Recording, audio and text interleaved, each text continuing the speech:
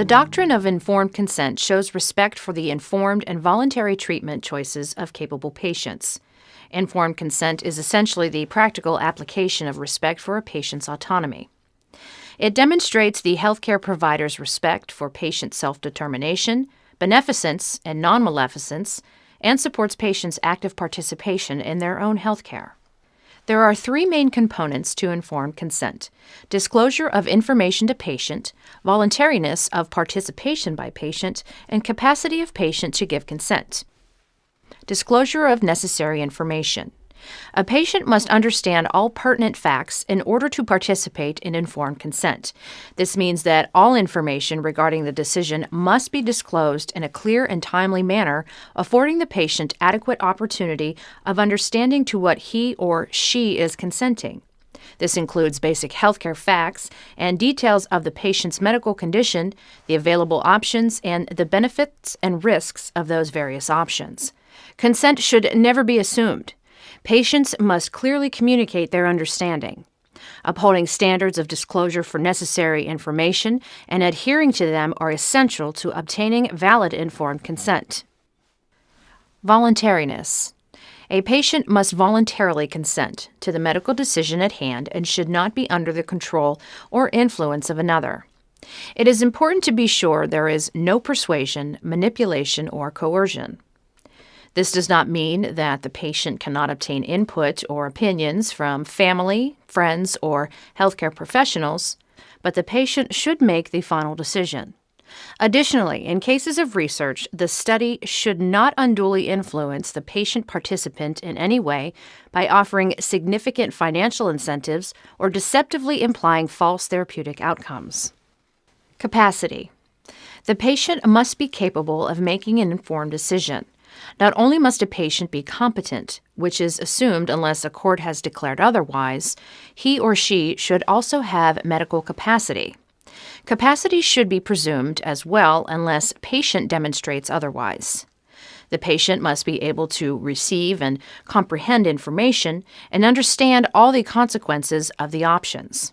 Lack of capacity can be difficult to determine, and the formal determination is usually done by a physician or licensed healthcare professional, depending on state laws. The concept of informed consent and the right of patients to withhold permission for specific medical procedures appeared early in the 20th century with the case of Schloendorff versus Society of New York Hospital, 1914. The ruling in Schloendorff stated, "Every human being of adult years and sound mind has a right to determine what shall be done with his own body, and a surgeon who performs an operation without his patient's consent commits an assault for which he is liable in damages." This case affirmed the patient's right and set the early precedent for the necessity of patient consent for any treatment.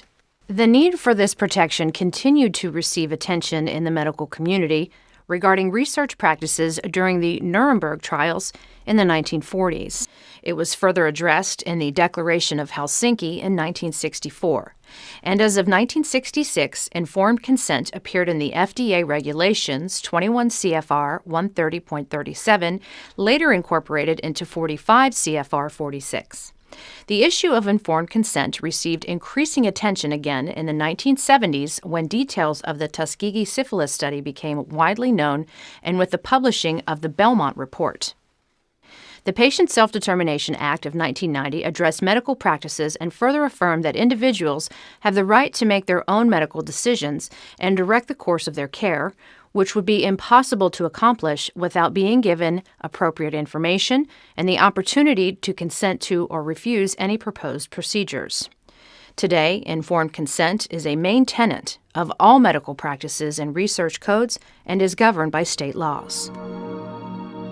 Informed consent is more than just a signature on a form, but rather a distinct process attempting to ensure that all relevant information has been disclosed to the patient or research participant necessary for making a reasonable medical decision.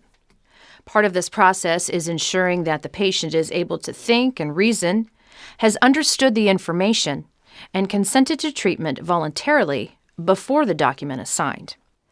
Regulations requiring informed consent have developed in response to recognized abuses in clinical research as a guide to building the patient-physician trust relationship and as a practice of defense medicine for healthcare professionals to protect themselves against accusations and lawsuits. Duncan v. Scottsdale Medical Imaging Limited, 2003, involved a patient who required sedation to undergo an MRI, and she refused to consent to the procedure unless guaranteed that only morphine or Demerol meperidine would be used.